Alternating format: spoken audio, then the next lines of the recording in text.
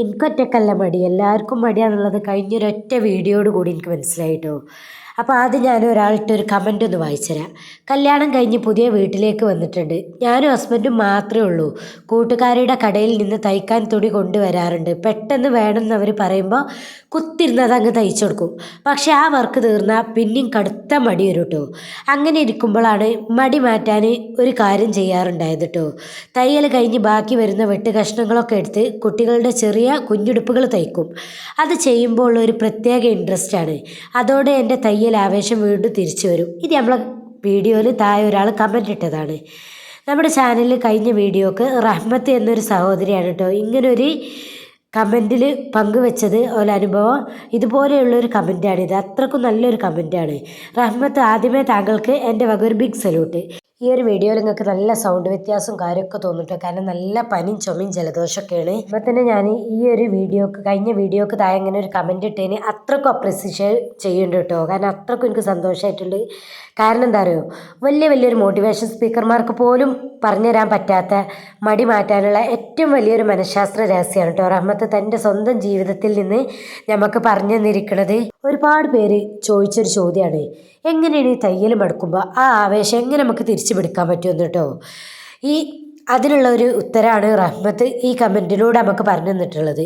അതുകൊണ്ട് ഇന്ന് നമ്മൾ നോക്കാൻ പോകുന്നത് നമ്മുടെ പ്രേക്ഷകർ തന്നെ കണ്ടെത്തിയ ഈ ഒരു കുഞ്ഞുടുപ്പ് രഹസ്യത്തെ പറ്റിയാണ് കേട്ടോ. എങ്ങനെ നിങ്ങളുടെ തയ്യലിൻ്റെ മടി പമ്പ കടത്തും എന്നതിനെക്കുറിച്ച് നമുക്ക് നോക്കിയാലോ.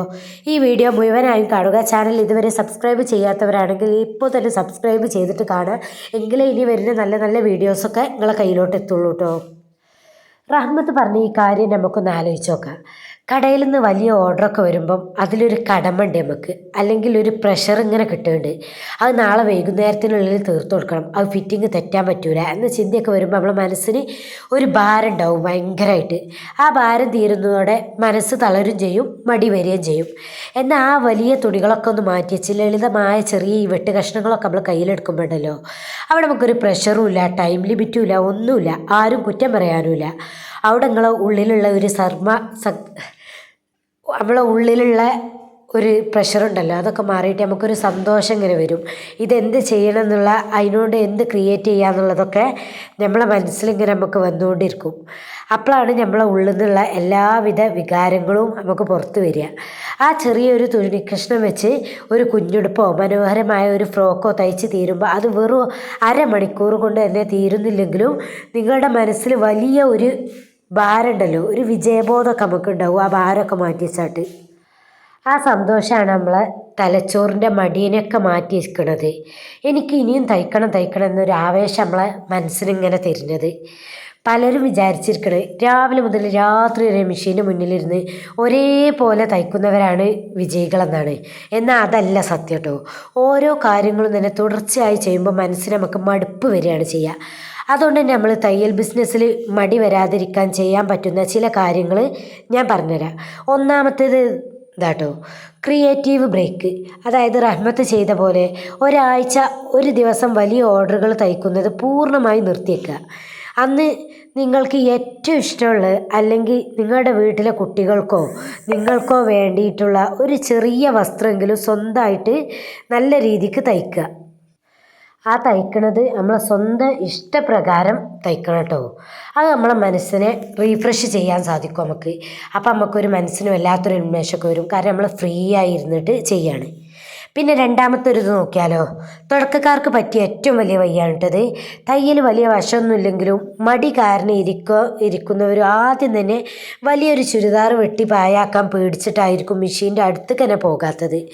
അവരിതുപോലെ ചെറിയ വെട്ട് കഷ്ണങ്ങളൊക്കെ എടുത്തിട്ട് കുട്ടികൾക്കോ ഉള്ള ചെറിയ ഉടുപ്പുകളൊക്കെ തയ്ച്ച് ശീലിക്കുക. അതുപോലെ പേടിയും കാര്യങ്ങളൊക്കെ അങ്ങോട്ട് മാറി നിൽക്കും. അപ്പോൾ നമുക്ക് സ്ട്രോങ് ആയിട്ട് നല്ലൊരു ഡ്രസ്സ് ചെയ്യാൻ തോന്നും. മൂന്നാമത്തേത് വരുന്നത് മാറ്റങ്ങളെ സ്വാഗതം ചെയ്യുക. കല്യാണം കഴിഞ്ഞോ പുതിയ സാഹചര്യങ്ങളോ വരുമ്പോൾ ജീവിതത്തിൽ ഒരുപാട് മാറ്റങ്ങൾ വരും.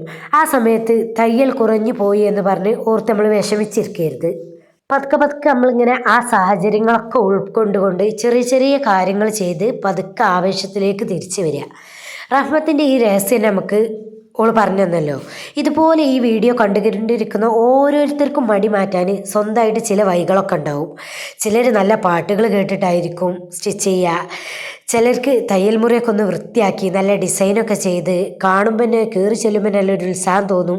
അങ്ങനെ കാര്യം ചിലവർ മോട്ടിവേഷൻ കൊണ്ടുവരുന്നത്. ചിലർ യൂട്യൂബിലെ പുതിയ പുതിയ ഡിസൈനുകളൊക്കെ കാണുമ്പോൾ തയ്ക്കാൻ ഓടി ചെല്ലും.